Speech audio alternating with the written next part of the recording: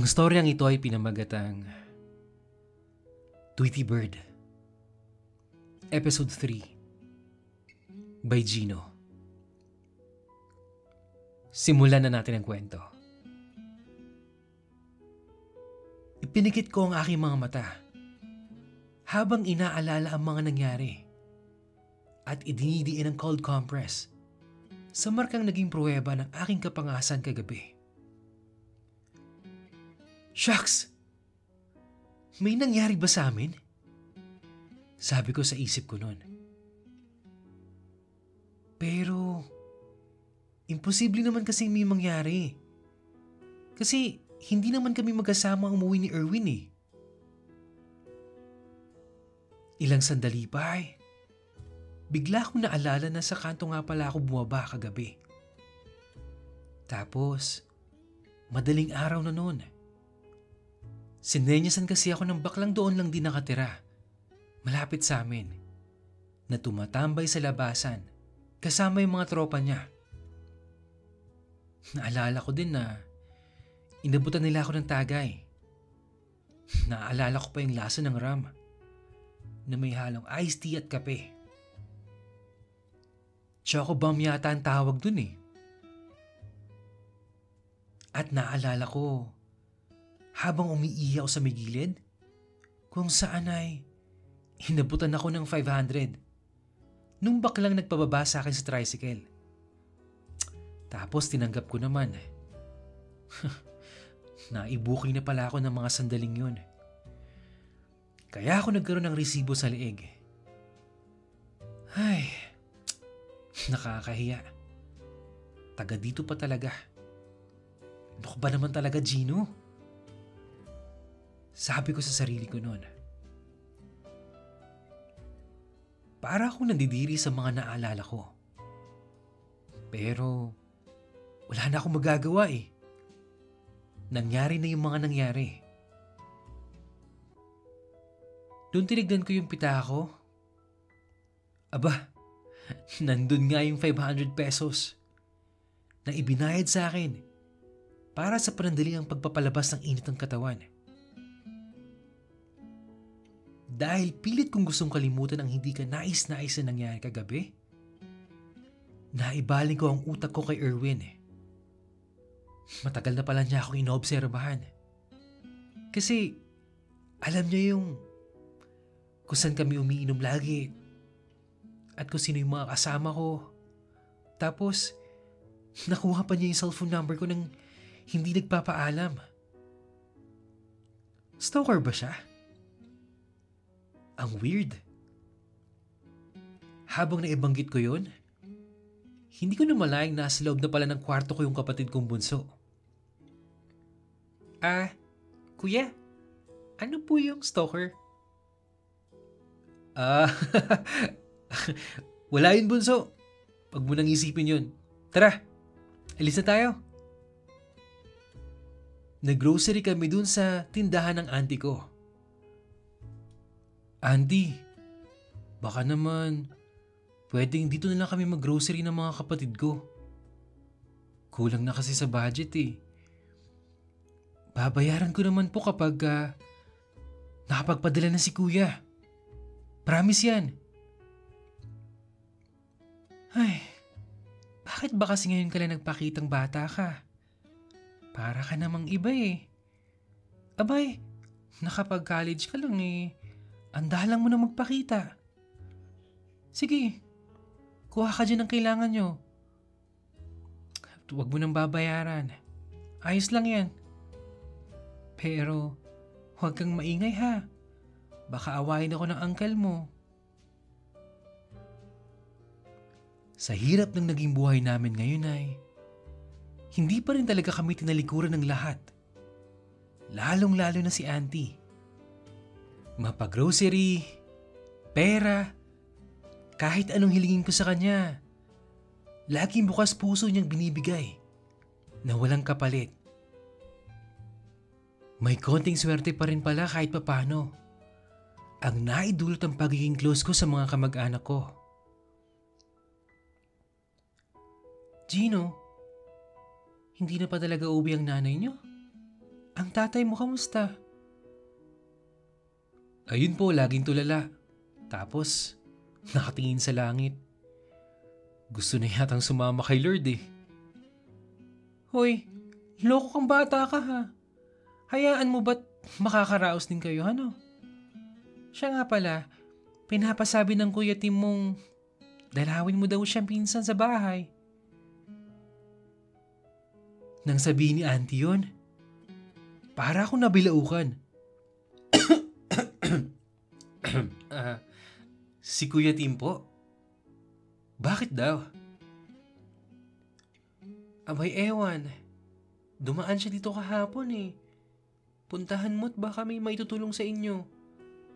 Narinig ko, medyo pinala daw siya sa karir niya.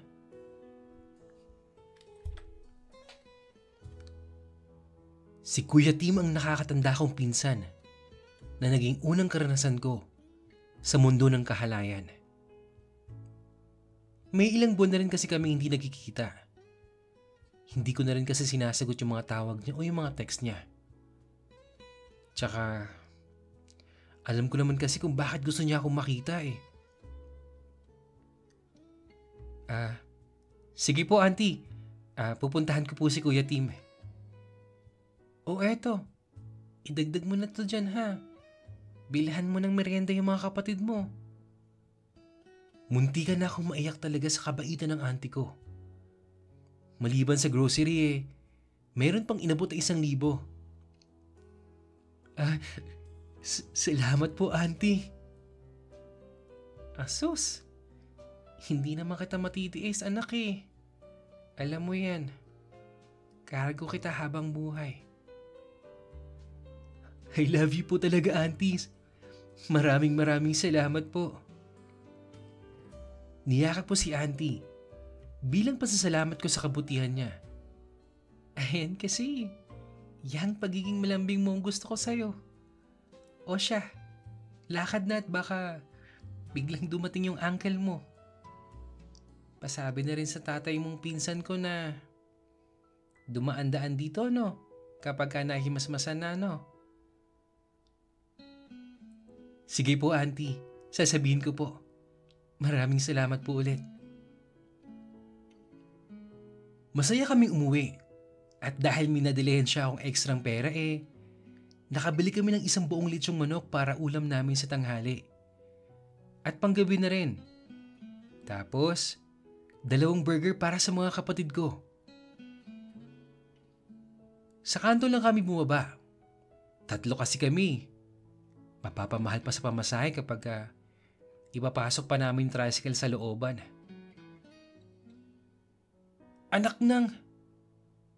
Ay, bigla akong nasambit nung makita ko yung baklang gumamit sa akin kagabi. Kinindatan niya ako pero kunot noo ang sagot ko sa kanya. Asa ka pa. Hindi ka na makakaulit. Loko. Sabi ko sa sarili ko habang naglalakad kami ng mga kapatid ko papasok. Kuya, sino yun? Kaaway niyo? Tanong ng kapatid kong babae.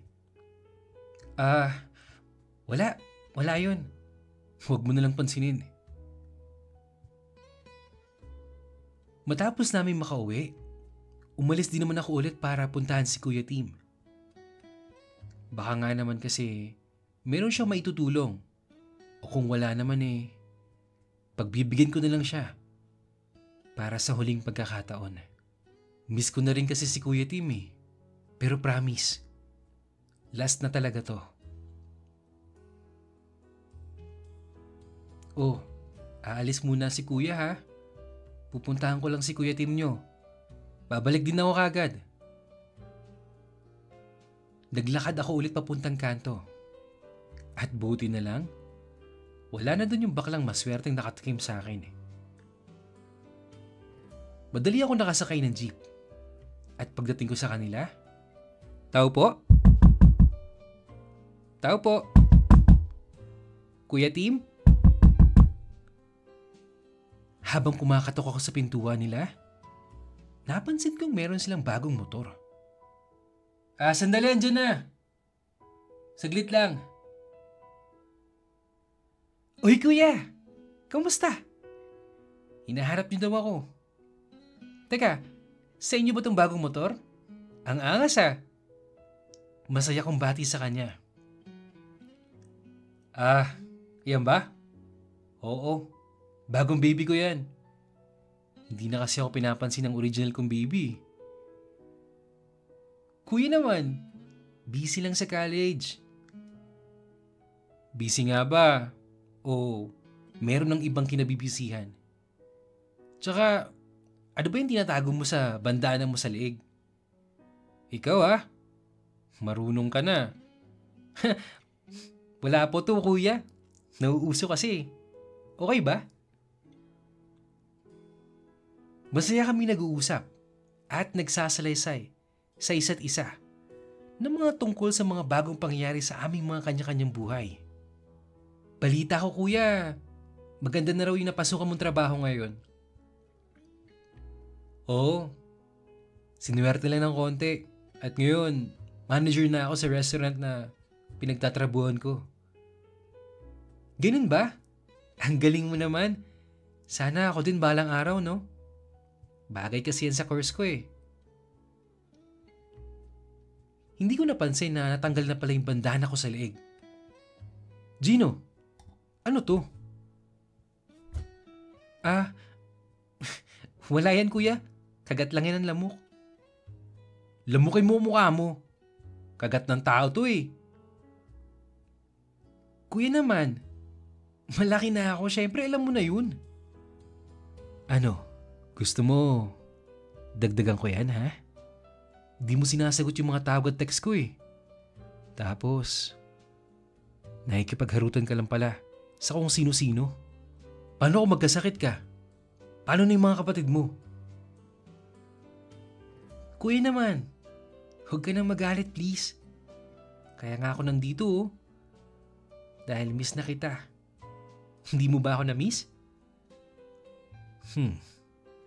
Talaga ba? Miss mo ako? Halika nga dito. Pakis nga ako sa original na baby ko. Ah, kuya, teka lang. Baka mahuli tayo. Huwag kang mag-alala. Walang makakita sa atin ngayon. Tara sa kwarto ko. Halata sa mga kilos ni Kuya Tim na sobrang nananabik siya sa akin. Kaya hindi ko na siya pinigilan. At nagpaubayan na nga ako sa kanya. Grabe. Kagabi, ako yung nilabasan. Tapos ngayon, ako ang pinagpaparausan. Pero, saan ba ako mas nasasarapan? Kasi, habang may nangyayari sa amin ni Kuya, yung mga hawak na earring sa balikat ko ang naiisip ko. Na para bang gusto kong may masgit pa siyang gawin sa akin. Nang matapos na kami ni Kuya Tim, sinabi ko sa kanyang huling pagkakataon na yon. Dahil gusto ko na mag-move on sa susunod na pahina ng buhay ko. Hindi niya nagustuhan ang mga sinabi ko at sinermonan niya ako ng husto. Yung parang sermon na animoy, ang laki na naging kasalanan ko sa kanya. Kung tutuusin, siya nga yung may kasalanan sa akin eh. Iminulat niya ang kamusmusan ko sa mga ganitong bagay. Ano? Ayaw mo na?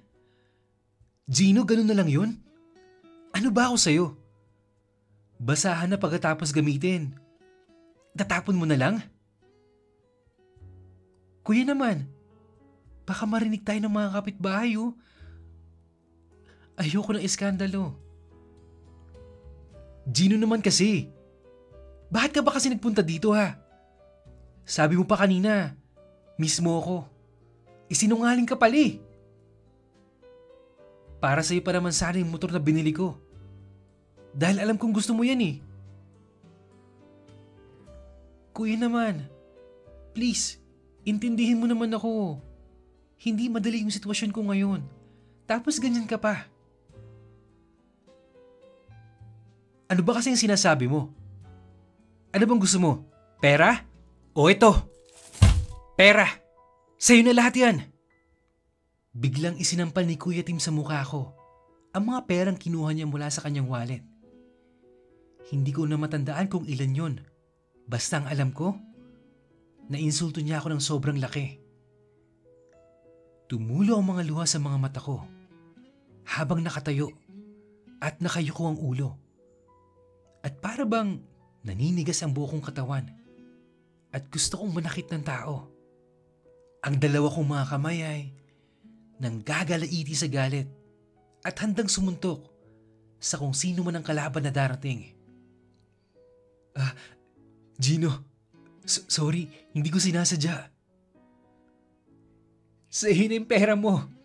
Sa'yo na yung motor mo. Hindi ko kailangan yan. Tapos, madali ako nagbihis at lumabas sa kwarto niya. Tumakbo sa pintuan ng bahay nila. Pero, hinabol niya ako at pilit ipinapasok sa loob. Gino, sandali lang. Mag-usap tayo. Sorry na, please. Hindi ko sinasadya. Nang magtagumpay siyang mahila ako at maipasok sa loob ng bahay nila, niyakap niya ako ng mahigpit at paulit-ulit na nagsasorry.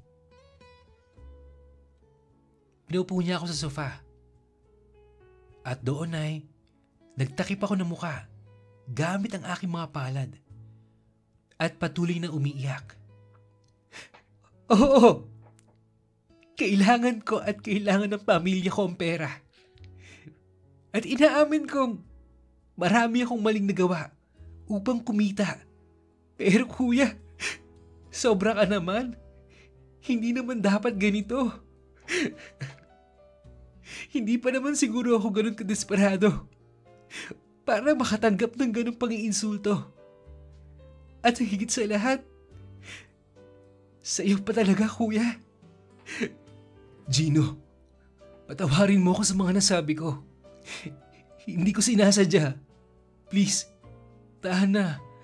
Kuya, alam mo bang ang laki-laki ng kasalanan mo sa akin? Pero hanggang ngayon, pinagbibigyan pa rin kita. Inabuso mo ako mula pagkabata hanggang ngayon. Sorry na, Gino. Hindi na mauulit. Nagalit lang kasi ako kanina dahil parang sinasabi mong farewell sex yung nangyari sa atin eh. Mahal kita, Gino. Mahal na mahal. At handa kitang ipaglaban. Kuya, gusto ko na kasing mag-move on. Mahirap bang intindihin yun? Hindi na ako bata, kuya. 18 na ako. Ano bang gusto mong habang buhay tayong ganito? Magpinsan tayo, oh. Pinsang buo. Hanggang kailan tayo ganito? Tumayo ko at muling naglakad papunta sa pintuan ng bahay nila Kuya Tim. Binuksan ko ang pintuan at tuluyan na akong lumabas. Hindi na ako inhabol ni Kuya Tim. Siguro, naintindihan niya ang mensaheng gusto kong iparating sa kanya. Okay. Grabe ka, Gino. Sobrang intense ng episode natin ngayon. I don't know what to say, to be honest. Pero itong story natin ngayon, para sa akin, para siyang combination ng mga previous stories natin sa channel tulad ng College Buddy at saka nung ang pinsan kong inosente. Kaya ako nasabi sa College Buddy para siyang Tweety Bird din kasi di ba si Erwin merong namumuong romance si Gino at si Erwin tapos college students sila. Guys, kung hindi nyo pa napapakinggan yung College Buddy from chapter 1 to chapter 2, sobrang ganda nun, promise. Kikiligin, iiyak din kayo. At sobrang dami ring lessons na mapupulot dun. Yung ang pinsan kong inosente naman, kaya ako siya na-connect dito sa current story natin. Kasi parang romance din siya na magpinsan. True story siya ni Rai, by the way. And I think the difference Kasi nung story ni Rai at ni Gino ngayon, si Rai at si Jay Casesa ang pinsan kong inosente. Talaga nagmamahalan sila at the end eh. Until the end. At ginusto nila yung mga nangyari. Dito kasi sa story ni Gino, since mali nga sa mata ng Diyos at ng tao yung ganung gawain, gusto na niyo mag-move on. Medyo complicated yung sitwasyon ni Gino at nung pinsan niya eh. But I hope, Gino, sana maayos kayo ng pinsan mo ngayon, no? At abangan nyo guys yung muling pagtatagpo ni Gino at ng Phil-Am na si Erwin sa next episode. Nako, ano kaya ang mangyayari next? Any wild guess guys? Comment nga sa baba. At sa mga gusto pong mag-share ng personal experience nila, email nyo lang yan sa iambrandsantiago@gmail.com. At kung nagustuhan nyo po yung episode natin ngayon, pwede po kayong mag-comment at mag-subscribe na kayo guys. I-hit ang like at i-ring ang notification bell para updated kayo sa mga news stories natin. Yun lang at maraming salamat po sa patuloy na pakikinig. Hanggang sa muli.